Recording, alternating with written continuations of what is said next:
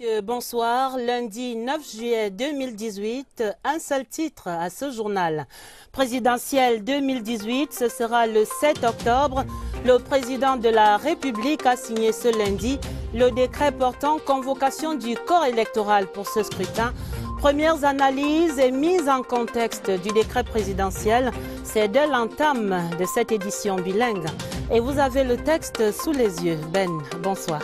Good evening, Adele, and thanks for joining us on this bilingual edition. And we open with this presidential decree convening the electorate for the election of the President of the Republic. The President of the Republic, mindful of the Constitution, mindful of law number 2012/1 of 19th April 2012 relating to the Electoral Code as amended and supplemented by law number 2012/17 of the 21st of December 2012, hereby decrees as follows. Article 1. Voters are convened on Sunday, 7th October 2018 for the election of the President of the Republic. Article 2. Polling stations shall be opened at 8 a.m. and closed at 6 p.m. Article 3. This decree shall be registered and published according to the procedure of urgency and inserted in the official gazette in French and in English. Yaoundé, the 9th of July 2018. Paul Biya, President of the Republic. And long before the voters were convened to the polls, about a dozen people had either declared their intention to run or even designated by their political parties to run for president. The incumbent has not indicated he will stand despite calls from all the strata of the country for him to be their flag bearer. Mokin Edwin Kinzaka now captures the mood that has been prevailing in the country prior to the convening of the electorate. It is a political atmosphere in its buoyancy that has received news of presidential elections to be conducted on August 7. Ni John Frundi's SDF party has been carrying out groundwork in anticipation since it declared the 50-year-old O.C. Joshua as its flag bearer. Maurice Kamto has also been declared by his party's Congress as candidate. So too is Barrister Akere Muna, who initially planned to run on a platform of politicians and the civil society for change. Barrister Ashu has also indicated his readiness to run under the ticket of his reformist party. In effect, there are already about a dozen candidates who have made their intentions known. The ruling CPDM party is still to officially make its position known, but what is known is that it cannot be absent. There have been ceaseless calls on President Biya to be the party's flag bearer. Traditional rulers, custodians of ancestral values have spoken. The civil society, students and politicians have made their choice. El Haj Lawan Bako's UDP party stands for Paul Biya. So too is the National Salvation Front party of Issa Chiruma Bakari. The CPDM has been calling on Biya not to fail them. According to Cameroon's electoral laws, presidential aspirants must officially declare their intentions 10 days after the convening of voters to the polls. That is on July 19 in this case. And reactions have equally been trickling in from the ranks of political parties, most of whom are describing the act convening the electorate at this particular point in time as an act of constitutional promptitude. Our reporter, Beatrice Ngum, caught up with the spokesperson of the governing CPDM party, Professor Jacques Famendongo, and the national vice president of the Cameroon Renaissance Movement, Emmanuel Sim, for their reactions. Let's take a listen. President Paul Biya respect the Constitution, respect the laws of our dear and beloved country, Cameroon. He is a legalist. He respects our laws. And we are not surprised because we know President Paul Biya, we know our CPDM president, national president. And we are happy because we have decided to call for the electoral corps for 7th of October.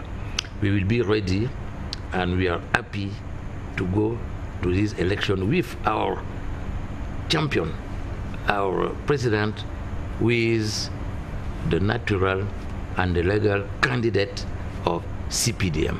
I want to say President Paul Biya is our candidate, and with him we will win in transparency, in democracy. I can see that we are not surprised by that decree, because President Biya has done what he was supposed to do to convene this presidential election.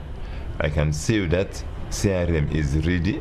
Since 6 years we are working on the ground, going here and there.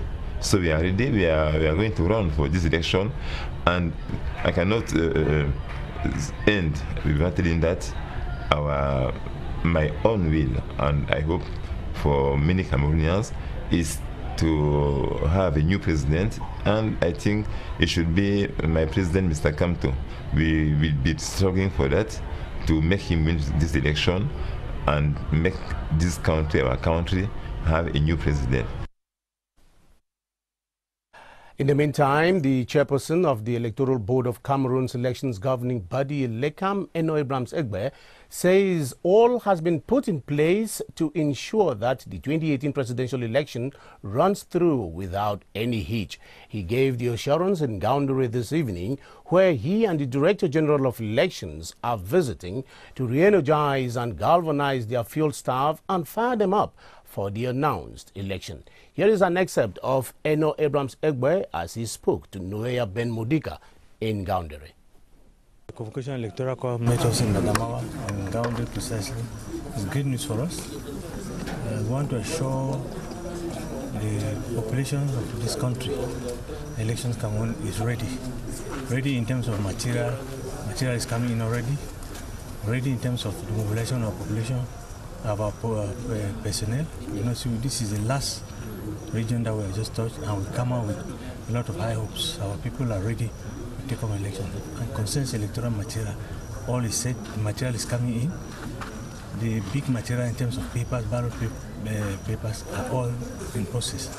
The small material, pens, pencils, and indelible ink are ready. So we think that we are ready, and we are very rejoicing in the fact that these elections are the electoral code being announced the day we are finishing our work on the field. We have been working very hard. We knew that the electoral code will be announced within this period. So we boost our collaborators to work very hard. And we think that most of the people are very good. We just, the period after the election to get the electoral code.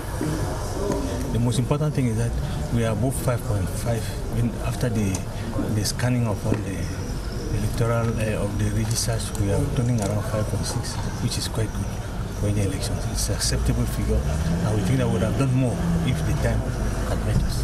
Absolutely. We program the calendar, so we've been working towards this. So we think that we are very serene. We can be assured that there is serenity in the house. All is.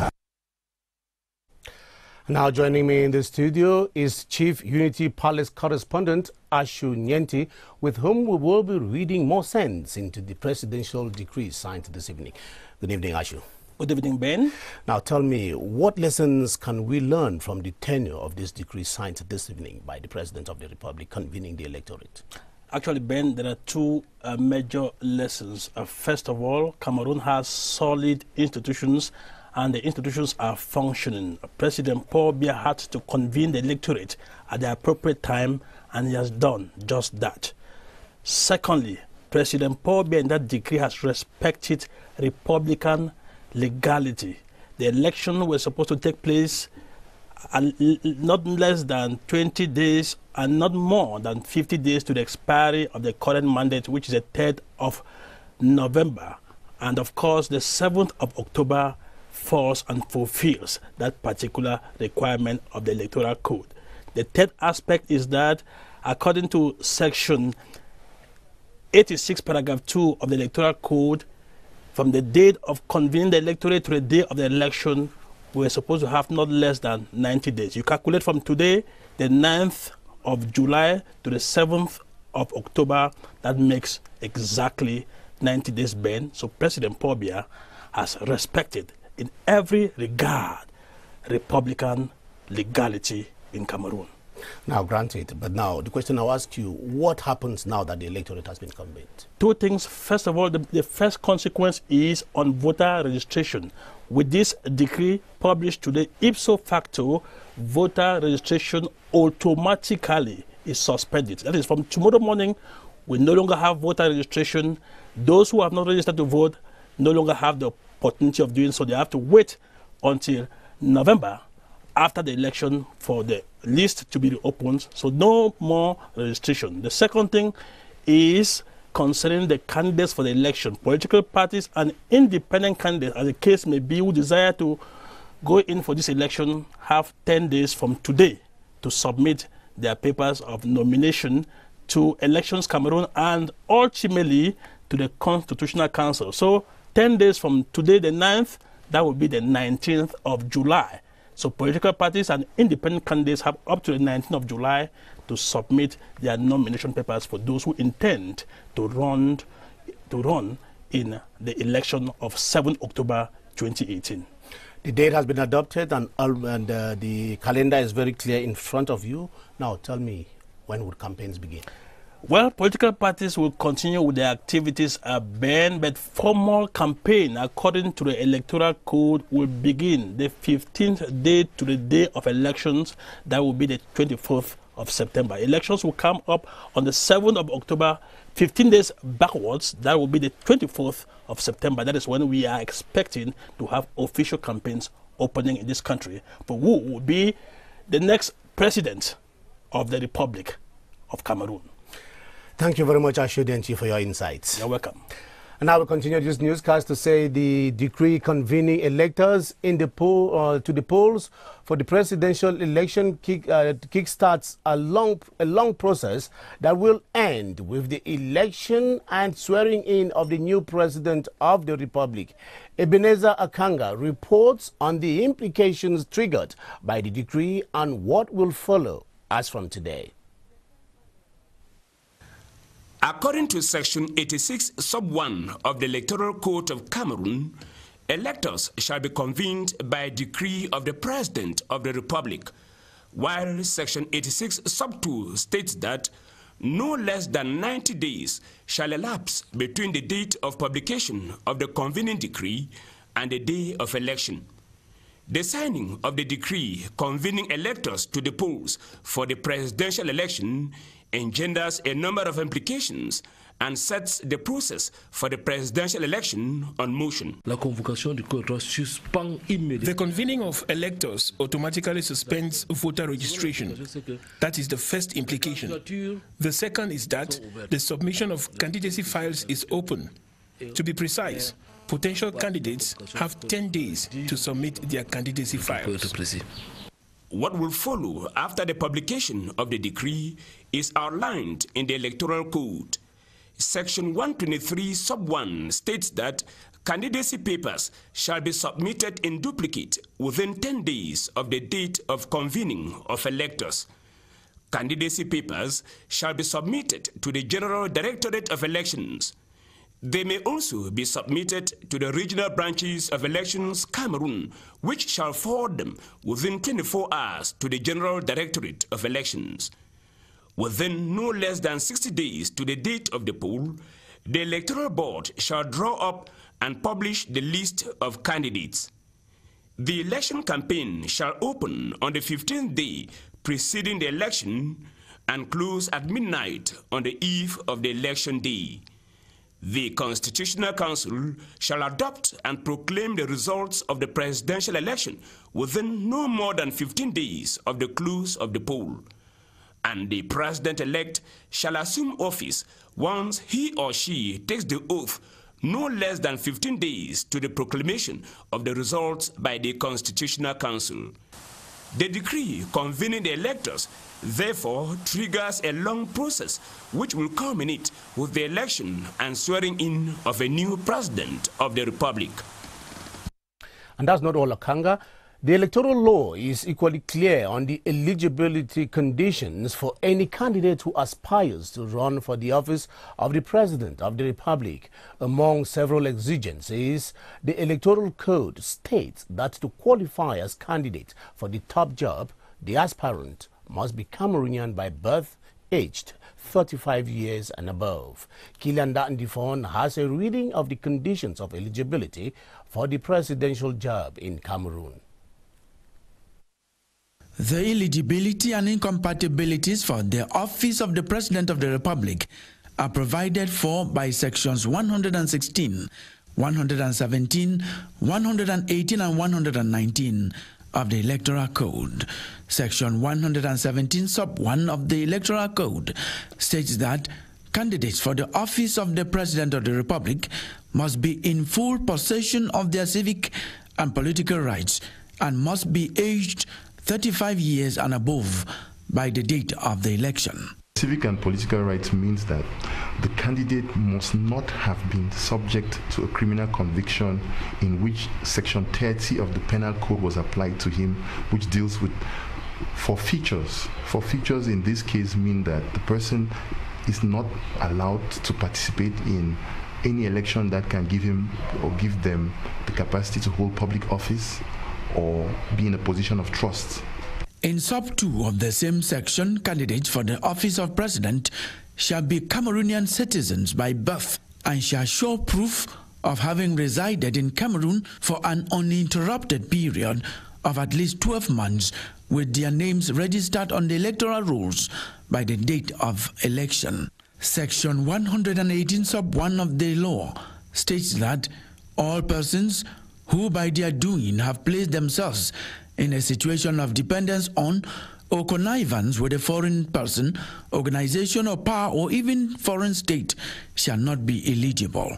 Section 118 precises that you must not have knowingly put yourself in a situation of incompatibility by being, subject to an international body or organization, which means that if you are appointed by an international organization or voted elsewhere, you are incompatible to be President of the Republic of Cameroon. Ineligibility shall be established by the Constitutional Council within 3 days of referral to it at the behest of the concerned person or legal department. According to Section 119 of the Electoral Law, the office of the President of the Republic shall be incompatible with any other public elective office or professional activity. Section 116 sub 2 of the law states that the incumbent president shall be eligible for re-election. Encore une fois, bienvenue à cette édition bilingue du journal. L'actualité au Cameroun est dominée ce lundi par 7 importants textes. Le décret numéro 218/391 du 9 juillet 2018 portant convocation du corps électoral en vue de l'élection du président de la République. Le président de la République décrète, vu la Constitution, vu la loi numéro 212/001 du 19 avril 2012 portant code électoral modifié et complété par la loi numéro 2012/017 du 21 décembre 2012. Article 1er. Les électeurs sont convoqués le dimanche 7 octobre 2018 à l'effet de procéder à l'élection du président de la République. Article 2. Les bureaux de vote seront ouverts à 8 heures et fermés à 18 heures. Article 3. Le présent décret sera enregistré et publié suivant la procédure d'urgence, puis inséré au journal officiel en français et en anglais. C'est signé ce 9 juillet 2018 par le président de la République, Paul Biya. Le suspense est donc levé ce lundi. Les Camerounais iront aux urnes le 7 octobre pour élire leur nouveau président de la République pour les 7 années à venir. Nous allons accueillir dans un instant sur ce plateau le rédacteur en chef Aimé Robert Biina pour un premier décryptage de ce fait majeur de la vie politique nationale. Mais jetons tout d'abord un faisceau de lumière sur la scène politique telle qu'elle apparaît ce lundi au moment de l'annonce de cette élection présidentielle. Voici l'ambiance dans les starting blocks avec Joseph Clément Ongba. Vivement attendu, la convocation du corps électoral en vue de l'élection du président de la République le 7 octobre prochain aura été précédée par une atmosphère politique particulièrement animée. Bien avant cette convocation, plusieurs candidats affichent déjà clairement leurs ambitions. Joshua Oshi porte l'étendard du Social Democratic Front, SDF. Maurice Kamto est le candidat du mouvement pour la renaissance du Cameroun, MRC. De son côté, Maître Akeremouna entend briguer le fauteuil présidentiel, tout comme Maître Emmanuel Agborachou du Parti de la Réforme qui a déclaré sa candidature à Douala. Cabral Libi est également candidat. À côté de ces candidats déclarés, la scène politique actuelle est marquée par de nombreux appels à la candidature du président de la République, Paul Biya. Fidèle gardien des traditions ancestrales, plusieurs chefs traditionnels réunis sous la bannière du Conseil des chefs traditionnels du Cameroun appellent le président Paul Biya à se porter candidat. Même au niveau de l'opposition, on enregistre également des appels à la candidature du président Paul Biya. C'est le cas d'El Hadj Lawan Bako, président de l'UDP, United Democratic Party. C'était à Bamenda. Même conviction du côté du Front pour le Salut National du Cameroun, FSNC, d'Issa Chiroma Bakary. Des ralliements massifs autour de la candidature souhaitée du président Paul Biya. Tous ont la conviction, à l'épreuve des faits et de la situation actuelle, que le président Biya est celui qui réunit toutes les capacités pour tenir les rênes de l'État, poursuivre le combat pour la consolidation de la paix, de l'unité dans la diversité du Cameroun. Au sein de la base militante du Rassemblement démocratique du peuple camerounais, RDPC, Paul Biya reste le candidat naturel, mais aussi statutaire. Ces militants le rappellent à travers des motions de soutien émanant de toutes les directions du pays. Les motions de soutien, tout comme les appels à candidature, qui ne sont pas des inventions camerounaises, sont des mots d'expression politique comme tant d'autres. Si la candidature de Paul Biya est celle que beaucoup attendent, cette série d'appels à candidature souligne l'engagement et la détermination du peuple camerounais à demeurer maître de ses choix, de son avenir et de son destin. Première réaction de la classe politique camerounaise ce soir, le chef de l'État, constitutionnaliste et légaliste jusqu'au bout, les partis politiques qui apprécient le respect des dispositions légales par le président Paul Biya. C'est l'avis en tout cas déjà du RDPC et du MRC, les états-majors, ces deux-là qui se disent déjà prêts pour l'élection présidentielle du 7 octobre. Voici les réactions croisées du professeur Jacques Famdongo, secrétaire national à la communication du RDPC, et de maître Emmanuel Sim, il est le vice-président national du MRC. Ils sont interviewés par Philippe Roger Sama.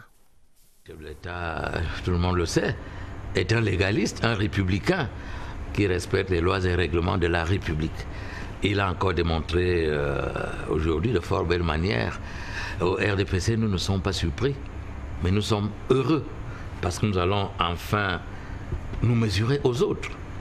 Et naturellement, au regard de nos atouts, au regard de notre détermination, au regard de notre engagement, il ne fait l'ombre d'aucun doute que la victoire sera de notre côté. Nous travaillons d'arrache-pied dans la transparence, dans la démocratie, dans le respect des opinions et des idées de l'autre. Donc le RDPC est prêt. Néanmoins, nous allons intensifier la préparation pour que notre candidat naturel, légal, légitime et statutaire, à savoir le président Paul Biya, l'emporte haut la main à l'issue de l'élection présidentielle du 7 octobre 2018. Cette élection a été attendue par les Camerounais en 2018. Le président Paul Biya prend le décret qu'il devait prendre dans le délai qui lui était imparti. C'est un moment qui sera un moment, je vais dire, de gravité pour les Camerounais. Tout le monde sait aujourd'hui ce qui se passe dans notre pays. Nous pensons que nous avons l'occasion, nous les Camerounais, de montrer qu'on est un grand peuple et de choisir dans la paix et la dignité qui va diriger notre pays dans les 7 prochaines années. En tout cas, le MRC est prêt. Nous sommes prêts depuis très longtemps pour aller à l'élection. Depuis 6 ans, on a travaillé pour cela et je pense que nous sommes déjà prêts et que nous irons à cette élection. Au cœur du processus ainsi enclenché, ELECAM, Elections Cameroun, l'organe central qui va jouer évidemment un rôle majeur dans cette élection présidentielle. Dans la foulée de la convocation du corps électoral ce lundi, le directeur général des élections, Eric Essoussé, et le président du conseil électoral, Eno Abrams-Egbe, sont en visite de travail dans la région de la Damawa. Ils se veulent rassurants quant au dispositif déjà en place pour un déroulement des plus harmonieux de ce scrutin. Voici leur réaction recueillie par Oumarou Kadili. Oumarou Kadili est en Gaoundéré. Tout le matériel est en train d'être mis en place progressivement. Je pense qu'il faut travailler dans les fondamentaux des élections, les électeurs, les bureaux de vote, n'est-ce pas, le matériel électoral et tout cela. Je pense que comme tout cela est en train d'être mis en place, tout va s'organiser. Et depuis 2011, on a toujours fait du bon travail. On va aussi le faire pour cette fois-ci. Je voudrais rassurer les acteurs du processus qu'il y a la sérénité dans la maison. Vous venez de vivre avec moi que nous sommes à la dernière phase de notre descente sur le terrain. Nous sommes convaincus que nous sommes au même niveau avec la convocation du corps électoral. Donc nous invitons les électeurs et les acteurs du processus de n'être pas inquiets et que les élections auront bel et bien lieu dans les 10 régions et dans les 58 départements de notre beau pays. Aimé Robert Bina, je vous l'annonçais, est sur ce plateau du journal. Bonsoir Aimé Robert. Bonsoir Adèle. Premier constat déjà ce soir, on vient de le dire à l'annonce de la convocation du corps électoral. Le constat se fait tout à fait clair, c'est celui du respect scrupuleux de la légalité républicaine par le chef de l'État, Paul Biya. Aimé Robert. Oui, c'est un acte de plus dans le pur style Biya, légaliste jusqu'au bout des doigts. Il a donc signé de sa belle plume ce décret qui était attendu en totale application des dispositions du Code électoral. Précisément l'article 86, alinéa 2, qui fixe à 90 jours au moins l'intervalle entre la convocation du corps électoral et la date du scrutin. Puis l'article 116, alinéa 3, qui dispose que la présidentielle a lieu 20 jours au moins et 50 jours au plus avant l'expiration des pouvoirs du président de la République. Il suffit à Adèle de consulter un calendrier sur votre smartphone pour le confirmer. Le dimanche 7 octobre est bien la bonne date pour la présidentielle de 2018. Ce faisant, ceux qui jouaient les indignés sur l'imprévisibilité du calendrier électoral peuvent conclure d'eux-mêmes, ils n'avaient simplement pas bien lu le code électoral. De même, ceux qui tiraient des plans sur la comète en pariant sur les défis sécuritaires sont édifiés. Le Cameroun n'entrera pas dans une zone d'incertitude par un glissement de la mer des élections. Le 7 octobre, nous élirons un président revêtu de toute la légitimité et de toute la légalité. Et d'autres attentes maintenant, Aimé Robert, c'est quand même tout de même que le corps électoral étant convoqué par le chef de l'État, les potentiels candidats ont le devoir de clarifier leur position quant aux grands enjeux de l'heure. Ces grands enjeux qui seront naturellement les questions à l'ordre du jour pour les jours électorales à venir. En effet, si l'élection présidentielle est d'abord la rencontre d'un homme avec le peuple, elle constitue aussi un moment unique de débat, de confrontation des idées et de comparaison des offres politiques. Après avoir tenu le beau rôle pendant 7 années en s'opposant, les candidats déclarés à la magistrature suprême doivent maintenant proposer une alternative crédible aux électeurs.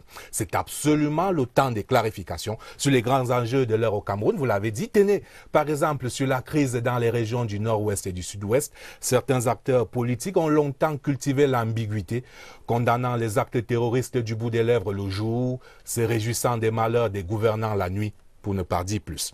Des clarifications aussi sur notre modèle de société. Certains leaders ont choisi de cliver les gouvernants la nuit, pour ne pas dire plus. Des clarifications aussi sur notre modèle de société. Certains leaders ont choisi de cliver là où il faut rassembler, car si l'on aspire à devenir président de la République du Cameroun, il faut pouvoir parler à tous les Camerounais et non à une partie de ses compatriotes. Des clarifications aussi sur les vertus du vivre ensemble et sur notre identité à préserver. Le Cameroun, hérité des pères fondateurs, est à la fois un pays bilingue et multiculturel. Clarification majeure également dans cette attente, Aimé Robert. On peut dire ce soir que le RDPC et ses sympathisants ont les yeux et les oreilles rivées vers le palais de l'Unité. On attend la réponse du chef de l'État à ces appels qui fusent de tous les coins de la République pour entendre son oui, sa candidature à cette élection. De longs mois déjà que des vagues d'émotions déferlent, Paul Biya a pu jauger sans émotion le désir de ces millions de partisans de le voir empiler. Les appels sont si pressants qu'on pourrait se demander s'il appelait vraiment le choix. Je rappelle que selon l'article 123 du Code électoral, les déclarations de candidature doivent être faites dans les 10 jours suivant la convocation du corps électoral ce 9 juin. Je rappelle aussi que l'article 27 alinéa 3 des textes de base du Rassemblement démocratique du peuple camerounais dispose que c'est le président national qui est le candidat du RDPC à l'élection présidentielle. On ne voit donc pas comment le président Paul Biya, homme d'État soucieux de son héritage politique, on ne voit pas comment il prendrait le risque de laisser sa famille politique orpheline et désorientée dans ce laps de temps, au risque d'ouvrir une boîte de Pandore. Donc la bonne question ce soir n'est plus vraiment de savoir si le président sera candidat, mais quand et comment il va officialiser sa candidature. Va-t-il faire le choix d'un message à la nation, d'une interview exclusive, d'une réunion du bureau politique du RDPC, d'une simple déclaration, ou alors va-t-il mobiliser les réseaux sociaux par un tweet ou un post sur Facebook, ou encore va-t-il choisir la voie d'une lettre aux Camerounais? Le citoyen Paul Biya a une infinité de possibilités et nous sommes en mesure de vous dire ce soir qu'il a consulté, pesé et sous-pesé. Son choix est arrêté. On ne tardera pas à le savoir. Des attentes et d'autres qui annoncent une actualité palpitante sur la scène politique nationale. Merci Aimé Robert. Merci Albert. Et dès ce moment de la convocation du corps électoral, le calendrier électoral est bien clair. Le chronogramme des activités et des processus dont l'épilogue sera naturellement la prestation de serment du président élu. Tous ces détails sont clairement définis par la Constitution et rappelés ici par Séverin Alégambélé. L'élection présidentielle, la seule élection stable dans l'ordre constitutionnel, regroupe les 10 régions du pays en une seule circonscription électorale. La convocation du corps électoral pour le scrutin du 7 octobre appelle une succession de faits qui vont de la fin de l'enrôlement à la prestation de serment, passant par la distribution des cartes, la déclaration de candidature, la publication de la liste de candidats, la campagne électorale, l'affichage des listes des bureaux, le scrutin proprement dit, le contentieux électoral si possible et la proclamation des résultats. La première conséquence, c'est la suspension immédiate des inscriptions sur les listes électorales.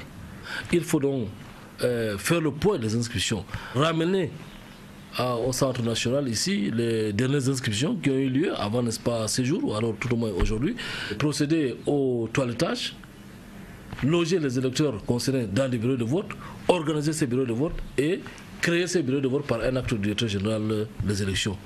Selon la loi, les déclarations de candidature doivent être faites en double exemplaire dans les 10 jours suivant la convocation du corps électoral. Le Conseil électoral dispose de 60 jours au moins pour publier la liste des candidats.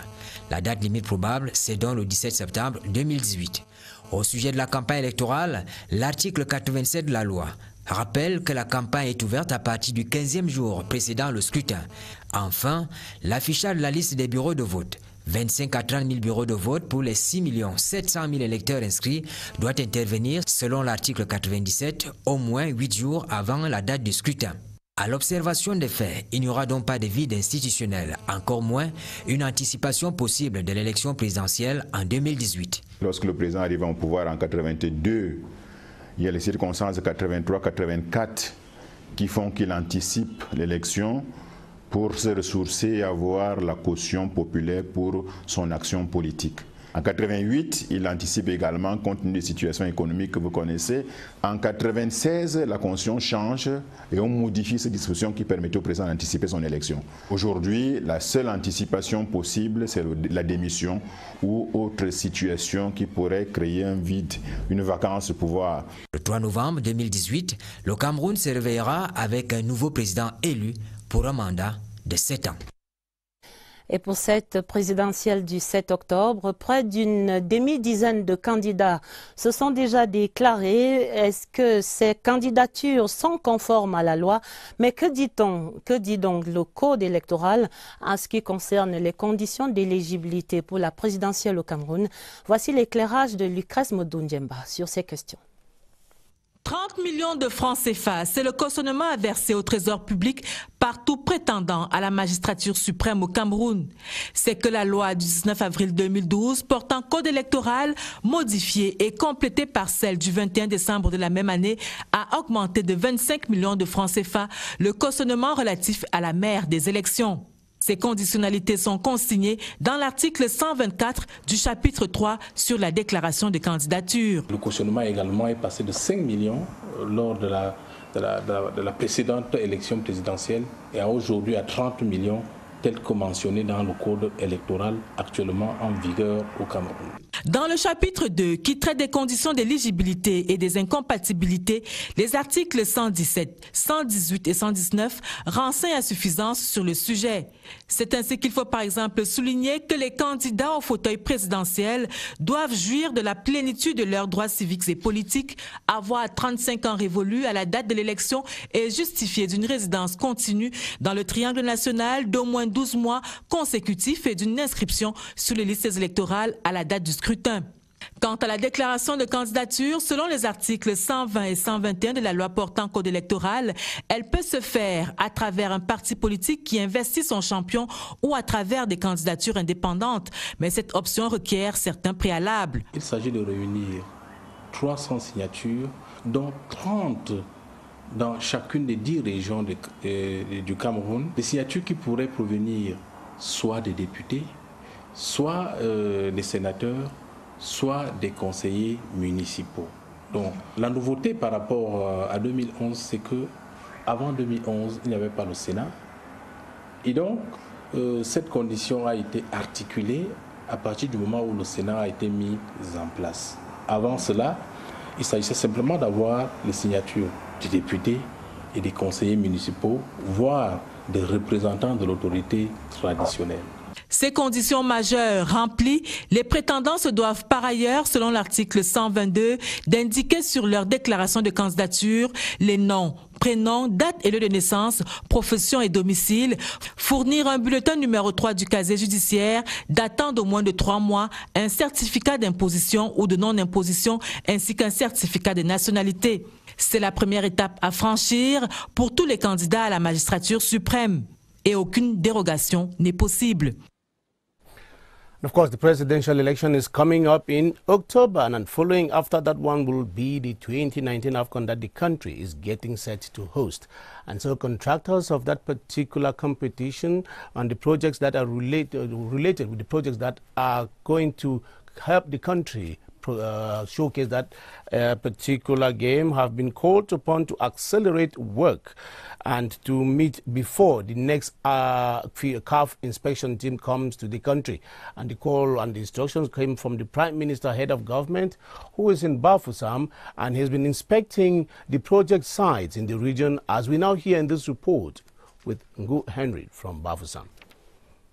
The inspection visit took the Prime Minister to transport, health and lodging facilities plus sports infrastructure in Bafoussam, Buda, Bana, Bangu and Banjul. At each stop, Philemon Yang listened to the different contractors who assured him that they will respect the deadline. During an evaluation meeting at the West Governor's Office, the Minister of Sports and Physical Education, Bidunkwat, read out the recommendations of the Confederation of African Football, CAF, during the last inspection visit. The contractors took turns to explain progress made this far.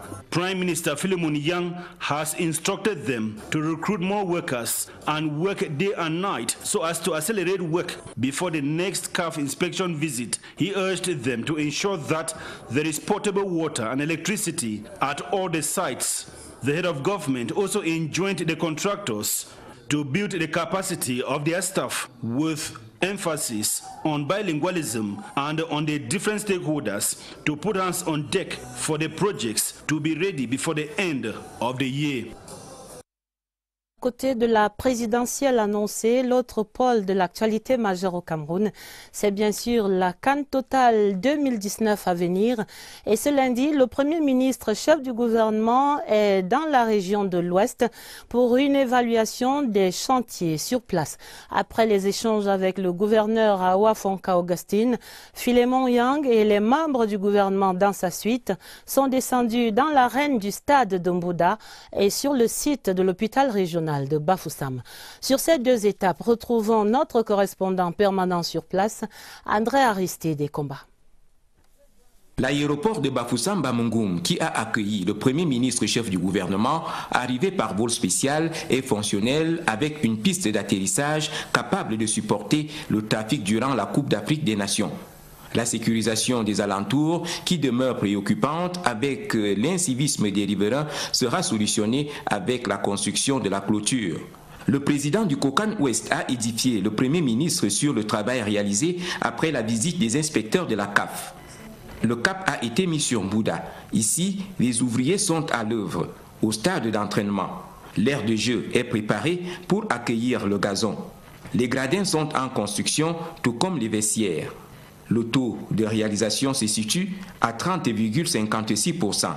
Le chantier sera livré au plus tard le 31 décembre 2018. À l'hôpital régional de Bafoussam, principal pôle de prise en charge sanitaire, le cadre d'accueil est amélioré.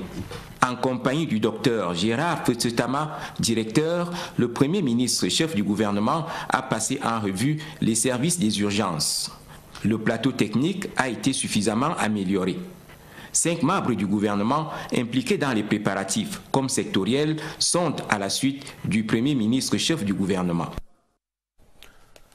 3 corpses among the 30 that perished in last Friday's road accident near Ndikinimniki on the Yaoundé-Bafoussam highway are yet to be identified at the mortuary of the Yaoundé Central Hospital. Families of the 27 others are busy at the hospital premises fulfilling administrative formalities to retrieve their corpses. Meantime, efforts are still continuing to locate and put a hand on the owners of the killer bus, which apparently belongs to a travel agency with no fixed location here in the nation's capital. Rehanato Saleh has this update. The tears cannot be contained. The frustration is visible. This family lost 5 persons in the Ndikinimeki accident, which occurred last Friday along the Bafoussam-Yaoundé highway, leaving 30 persons dead. I lost my son in the accident. His name was Amel. I will bury him on Saturday. Amongst the 28 corpses kept at the Yaoundé Central Hospital mortuary, 3 are yet to be identified. The wait to retrieve the corpses is getting long. Official modalities have to be fulfilled. We came this morning to identify ourselves since it was not possible on Friday. We have been here since morning. As procedures to retrieve the corpses, the competent DIO of Yaoundé 2 in Chinga has ordered us to watch out for all appropriate documents. From now hence, we have to decide on how the families can get their dead.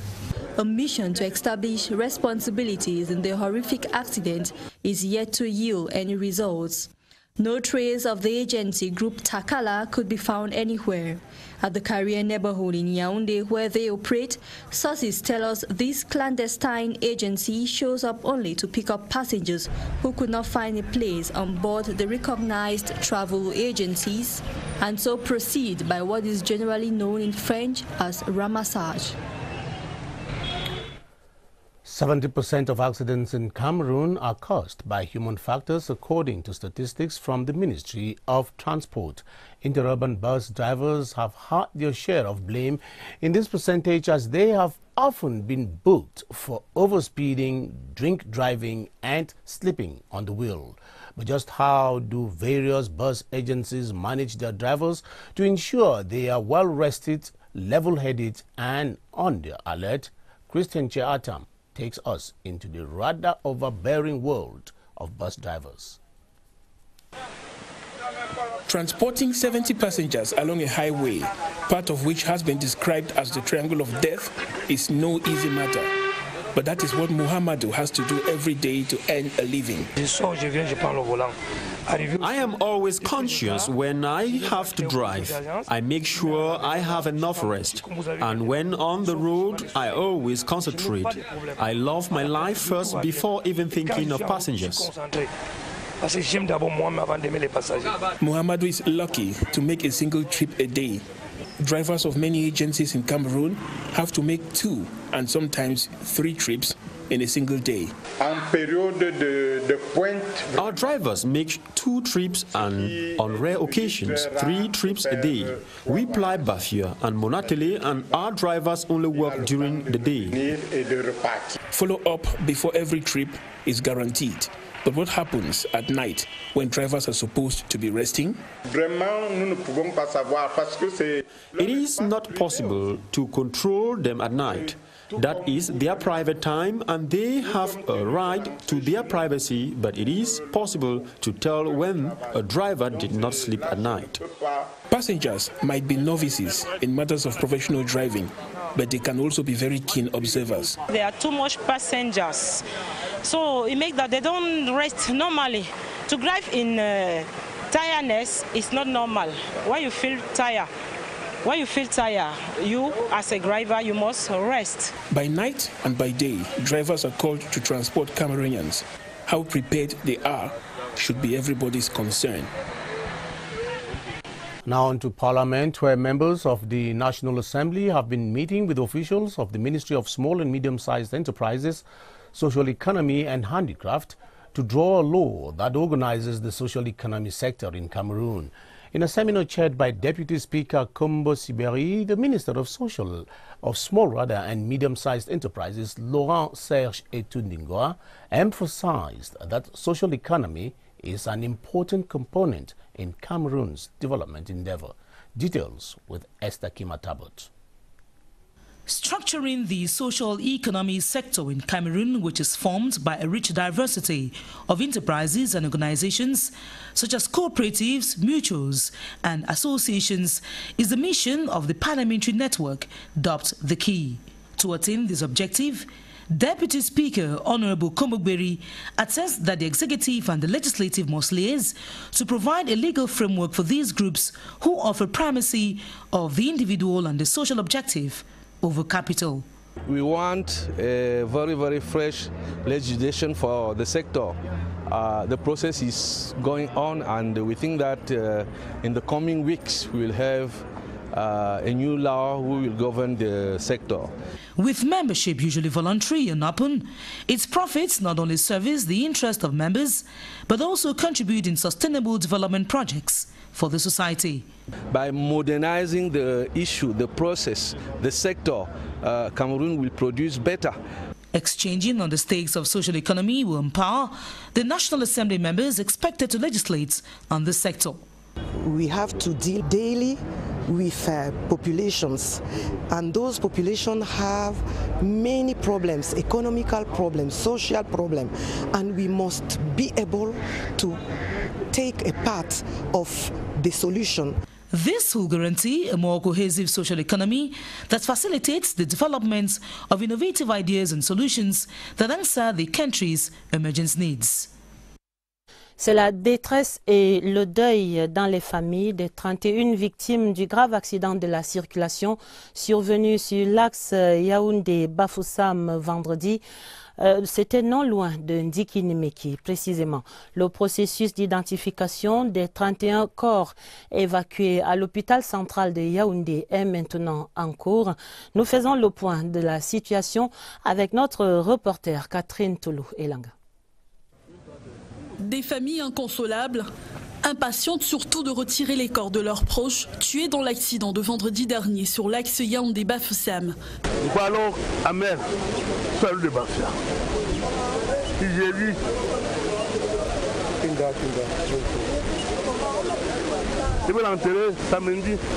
Ce lundi matin, à la morgue de l'hôpital central de Yaoundé, les familles engagent les procédures de retrait des dépouilles mortelles. Ce matin, on est venu se faire enregistrer parce que vendredi, on nous a demandé de partir et de revenir aujourd'hui. Et tout à l'heure, on était à la brigade de Chinga. On a été entendu sur procès verbal. 3 jours après l'hécatombe, 3 corps restent non identifiés, dont une femme et 2 hommes. L'administration de l'hôpital central de Yaoundé, quant à elle, s'emploie à rassurer les familles qu'elles pourraient être exemptées des frais de morgue. Mais également, un médecin légiste déterminera le genre de mort de leurs proches. Le sous-préfet territorialement compétent de Yaoundé 2 nous a instruit que les ayants droit devraient au préalable se faire entendre sous procès verbal au niveau de la brigade de gendarmerie de Chinga. Depuis le vendredi tragique, aucune trace de véhicule de l'agence Takela Voyage ici au Carrefour Carrière, son lieu de repère. Selon quelques indiscrétions, cette agence qui ne dispose pas de site réel exerce dans l'illégalité totale.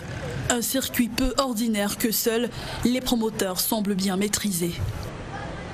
Et en attendant les résultats de toutes ces enquêtes en cours, rappelons ce soir qu'au Cameroun, on estime à 70% le nombre d'accidents de la route attribués aux causes humaines. Sur le banc des accusés, des chauffeurs éméchés, fatigués ou alors non expérimentés. La tragédie de vendredi vient remettre au goût du jour le long débat sur le rythme de travail, parfois inhumain, auquel sont subis les conducteurs de ces agences de voyage interurbaines.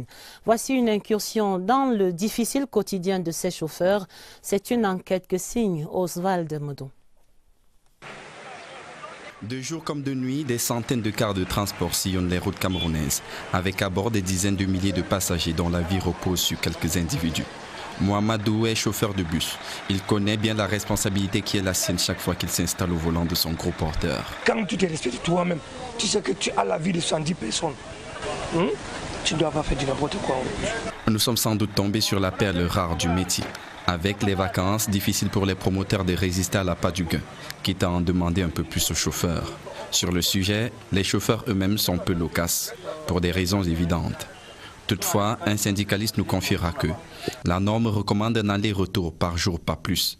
Mais en cette période, les chauffeurs subissent le chantage des employeurs. Il faut multiplier les rotations au risque de perdre son travail. Pour des travailleurs essentiellement payés au noir, une misère, parfois moins de 100 000 francs CFA. Et sans bulletin de paye, on peut difficilement faire autrement. Comme maintenant, là, nous sommes en train d'aller à l'ouest, ils déposent les passagers et directement, on charge le véhicule pour leur faire partir. Que nenni, s'insurgent les accusés. Ils en veulent pour preuve un dispositif qui met le chauffeur au centre des préoccupations. Il y a toujours une salle de repos pour les chauffeurs. Donc quand un chauffeur est fatigué, il peut se reposer tranquillement avant de prendre le voyage. Et ça, c'est pour quelques structures seulement. Malheureusement, le côté court pour beaucoup. Côté jardin, la réalité est tout autre. D'ailleurs, ces chambres restent très souvent libres. Les chauffeurs préférant le bar d'à côté, dans le meilleur des cas. Pour beaucoup, la surcharge et les rotations multiples sont alors les seuls moyens pour arrondir les fins de mois, déjà serrées. Une véritable roulette russe permanente pour des passagers qui n'en savent généralement rien. Now let's talk about the National Solidarity Fund that is taking place in the country, where the Mbere division in the Adamawa region has raised over 15 million CFA francs as the administrative unit's contribution to the emergency humanitarian assistance to the Northwest and Southwest regions. The fundraising ceremony was chaired by the Senior Divisional Officer for the Mbere, Mvogo Silak Maui. Details with Silas Nkwine in Ngaoundere. Under the auspices of the divisional officer for the Mbere, Mvogo Silak Marie, for the population to heed the cry of their fellow compatriots of the 2 English-speaking regions of the country, the populations reacted with their hearts and resources. From all socio-political, cultural, professional and economic background, they took turns announcing sums ranging from 1,000 francs to more than 4 million francs, with Elach Nana Buba offering over 5 million francs. Traditional rulers, senators, MPs and divisional delegates also queued up to support the humanitarian assistance plan. The SDO, Mvogo Silak Marie, thanked the population for what he termed a Republican gesture and a citizenship engagement. I want to sincerely congratulate all the population of my division. I hope that this money will help to build peace and security in Southwest and Northwest region. We are going to pray that the Almighty God help us, help the head of state in order to manage our country and maintain its security, stability and integrity. He, however, reminded them that the exercise, which permitted them to garner up to 15,413,000 francs and a cow on short notice, continues. And close to 12.5 million CFA francs have been contributed by University of Yaoundé to SOA to the government emergency plan for the Northwest and Southwest regions. The collection of the funds took place at the Amphitheatre 500 of the university and was supervised by the rector of the institution, Professor Adolphe Minkwashe. Builders Group reports that there were equally pledges of close to 2 million CFA francs. This is one more move that falls in line with the emergency humanitarian plan intended for the displaced in the Northwest and Southwest regions. 5 institutions of higher learning of the University of Yaoundé to SOA have joined the rest in the move to extend a hand of solidarity to the affected communities. A sum of 12,300,000 CFA francs has been raised by university officials, lecturers, collaborators, staff and support staff as their own contribution. Donations in cash and in pledges to the tune of... So far we have 14 millions, but the fundraising continues, and I hope that will go over 15 millions. At least. Initially intended only for officials and staff, the fundraising exercise finally trickled down to the student community who voluntarily showed compassion to their fellow brothers and sisters in their own little way. And all of these funds so being collected, it's expected to be reaching out to the populations for which they attended anytime this week. And this in accordance with a calendar announced by the chair of the ad hoc committee, Paula Tangaje, during a press conference here in Yaoundé. So far, more than 1 billion CFA francs has been raised by Cameroonians to finance the plan. Ebenezer Akanga now puts this spontaneous show of national solidarity in perspective. The Emergency Humanitarian Assistance Plan set up by the head of state was launched by the Prime Minister, head of government, on June 20, 2018. Barely 2 weeks after its launch, the reaction of Cameroonians has been more than positive. With no one forcing anybody to contribute, Cameroonians have been reacting spontaneously with financial contributions to assist the population of the Northwest and Southwest regions who are victims of atrocities of secessionist assailants. That more than 1 billion CFA francs have been raised in just 2 weeks is telling enough of how Cameroonians adhere to the plan, how they stand for peace in the country, and how they sympathize with the suffering population of the Northwest and Southwest regions. In fact, Cameroonians have used the humanitarian assistance plan to put across a strong message to those who want to destabilize the country. And the message is that Cameroonians want to continue living together in a one and indivisible country and to be each other's keeper. As soon as the assistance plan was announced, detractors were quick to castigate it. But they have been proven wrong, as the plan has been put in place on record time and its activities are about to effectively begin on the ground. The population of the Northwest and Southwest regions should see in the spontaneous reaction of Cameroonians to the emergency humanitarian assistance plan a sign of fraternity, concern for their plight, and solidarity. Dans l'actualité également, plus que quelques heures maintenant, et ce sera le lancement effectif des opérations de prise en charge des populations dans les régions du Nord-Ouest et du Sud-Ouest sur le terrain. Le plan d'assistance humanitaire d'urgence décidé par le chef de l'État, Paul Biya, a soulevé un formidable élan de solidarité. L'opération s'étend maintenant aux institutions nationales. L'Université de Yaoundé 2, à SOA par exemple, a versé quelques 14 millions dans la cagnotte lundi 12 millions en espèces et 2 millions de promesses. L'opération de collecte des fonds s'est déroulée dans l'amphi 500 de cette université sous la supervision du recteur, le professeur Adolphe Minkwaché. Daniel Menanga y était pour la rédaction. C'est le cœur des COPS qui parle. La vie de leurs semblables dans le nord-ouest et le sud-ouest est menacée. Alors en association, en individuel, les étudiants de l'université de Yaoundé 2 apportent spontanément leur soutien. Les responsables des 5 établissements que compte l'université de Yaoundé 2 donnent le ton. Anciens doyens, enseignants, personnel d'appui, tous mettent la main à la poche. L'université de Yaoundé 2 a tenu à répondre positivement à l'appel du chef de l'État, qui est d'abord un appel à la solidarité nationale. Pour le moment, nous en sommes effectivement à 12 300 000 de collectés en salle, plus 2 millions de promesses qui sont en route. 12 300 000 francs CFA collectés pendant la cérémonie à l'amphi 500. Les intentions et autres promesses continuent de tomber. C'est déjà pas mal la contribution de la première université à se manifester dans la cagnotte du plan d'assistance humanitaire d'urgence. Le comité ad hoc interministériel que préside le ministre Paul Atangandji annonce ainsi à ce jour plus de 1 milliard de francs CFA engagés. Le point de presse conjoint donné en fin de semaine par les ministres de l'administration territoriale et de la communication a permis de préciser les domaines d'intervention prioritaires pour ce plan d'urgence.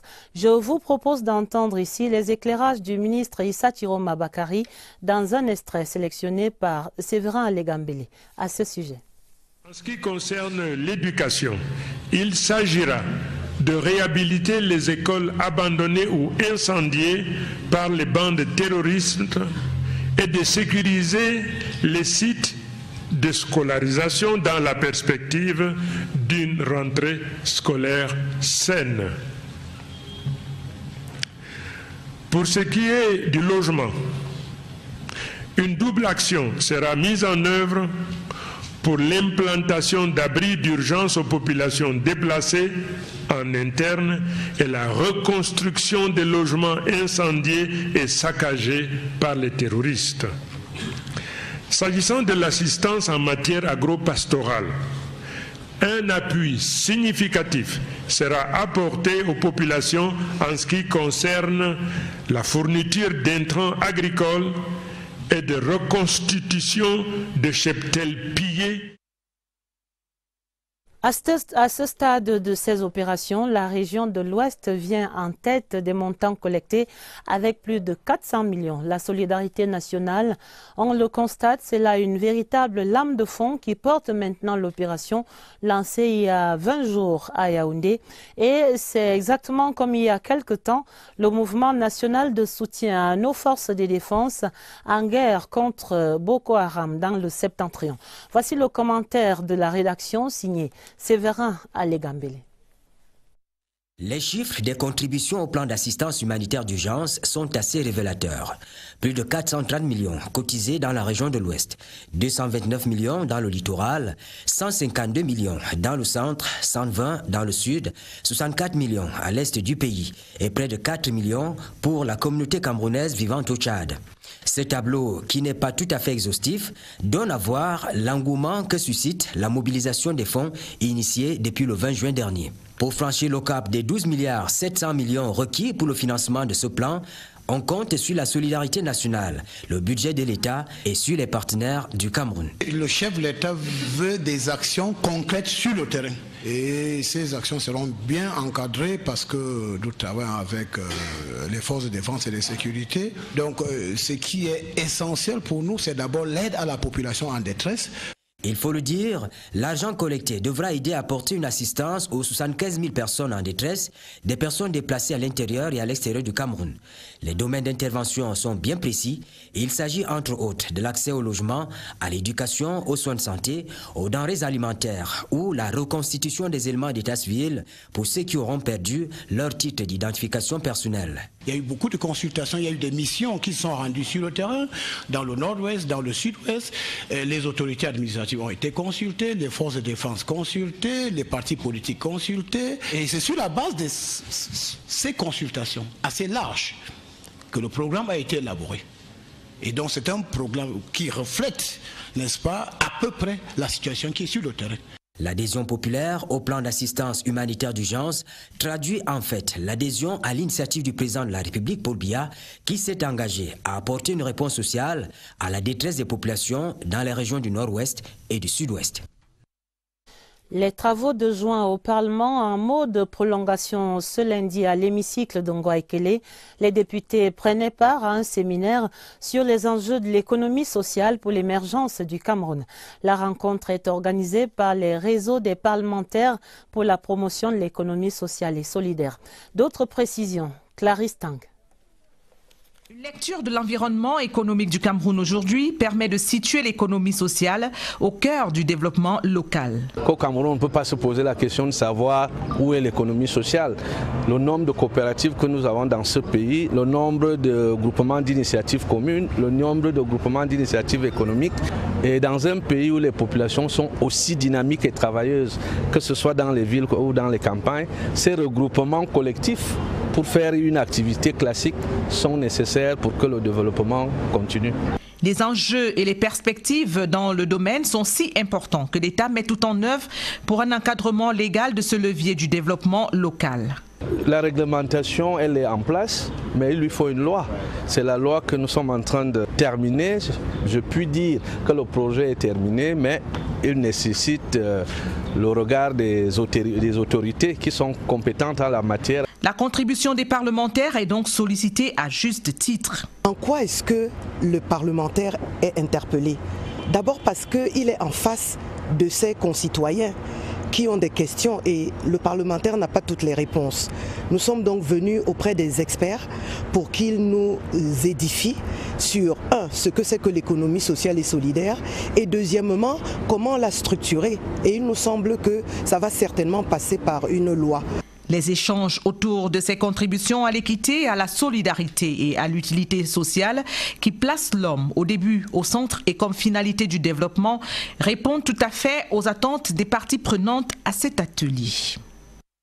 Avant la page des sports, je vous donne lecture de ce télégramme officiel du président de la République, son Excellence Paul Biya, adressé à son Excellence Salva Kiir Mayardit, le président de la République du Soudan du Sud à Juba. C'est un télégramme de félicitations à l'occasion de la fête nationale ce 9 juillet de cette jeune nation amie.